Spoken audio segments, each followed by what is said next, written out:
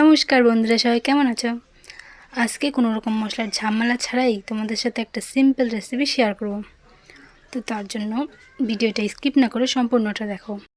আজকে আমাদের রান্না করব কুমড়ার ডাঁটা দিয়ে, আলু দিয়ে, ছিম দিয়ে। তো তার জন্য সবার প্রথমে কড়াইয়ের ভিতরে রাঁধুনি দিয়ে দিলাম, আবার একটু জিরা দিয়ে দেব। তো এখন সবজিগুলো দেখো, সবজিগুলো কেমন করে কাটছি। তো ওখান থেকে অল্প একটু সবজি তেলের মধ্যে দেবো, কারণ তেলগুলো যেন না উড়ে যায়। সব সবজি যদি একসাথে দিয়ে দিই তেলগুলো উড়ে যাবে। তো এখন দিয়ে সাথে সাথে ঢেকে দেবো। ঢেকে দেওয়ার পর ঢাকনাটা কিছু সময় পর উঠিয়ে ফেলবো। উঠিয়ে ফেলার পর নুন দিয়ে দেবো স্বাদ অনুসারে। তারপরে একটু নাড়াচাড়া করে, ভালো মতো নুনটা যাতে মিক্স হয়ে যায়, নাড়াচাড়া করে তারপরে আবার ঢেকে দেবো গামলা দিয়ে। তো কিছু সময় পর আবার ঢাকনাটা উঠিয়ে ফেলবো, উঠিয়ে একটু নাড়াচাড়া করে নেব, কারণ নয়তো যদি নিচে দিয়ে আবার ঢাকনা না উঠাই পুড়ে যায়। তাই ঢাকনাটা উঠিয়ে নাড়াচাড়া করে আবার একটু হলুদ দিয়ে দেবো, মানে যতটুকু হলুদ লাগবে ততটুকুই দিয়ে দেবো। তারপরে গিয়ে আবার নাড়াচাড়া করে আবার ঢেকে দেবো।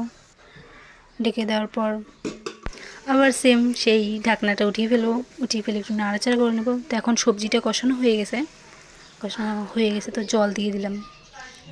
জল দিয়ে একটু নাড়াচাড়া করে লঙ্কার গুঁড়াটা দিয়ে দিলাম। লঙ্কার গুঁড়া দিয়ে আবার সেম নাড়াচাড়া করে নেব। যেন লঙ্কারগুলো মিক্স হয়ে যায় ভালো মতো। এখন ঢাকনাটা দিয়ে দেব, তো সবজিগুলো যেন ভালো মতো সিদ্ধ হয়ে যায় তাড়াতাড়ি। তখন ঢাকনাটা নামিয়ে ফেলাম, সবজিগুলো হয়ে আসছে।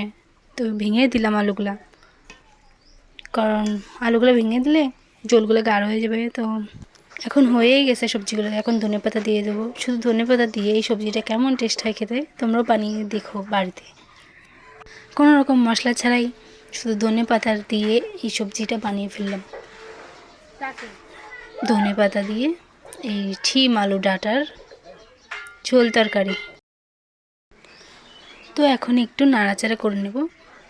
নাড়াচাড়া করে একটু সবজিগুলো আর একটু হয়ে যাবে, তখন হয়ে আসছে সবজিগুলো। এখন নামিয়ে ফেললাম। তো তোমরা আমার এই সিম্পল ধনেপাতা দিয়ে সবজিটা কেমন হয়েছে কমেন্ট করে জানিও। আর ভিডিওটা ভালো লাগলে লাইক করে দিও, সাবস্ক্রাইব করতে ভুলবে না। তো এখন আমি নিয়ে নিলাম এই যে ছিম আলু ডাঁটার তরকারি। সবাইকে ধন্যবাদ আমার ভিডিওটা সম্পূর্ণটা দেখার জন্য।